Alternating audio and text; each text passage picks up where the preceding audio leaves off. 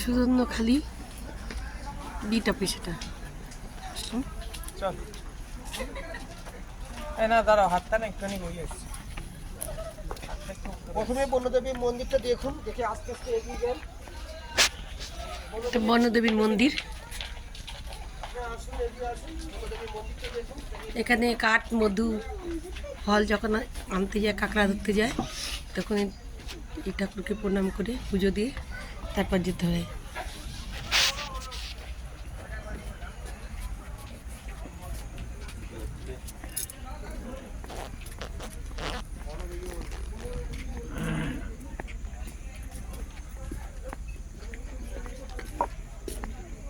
এখানে কুমির, কচ্ছপ এখানে থাকে, দেখা যাচ্ছে না।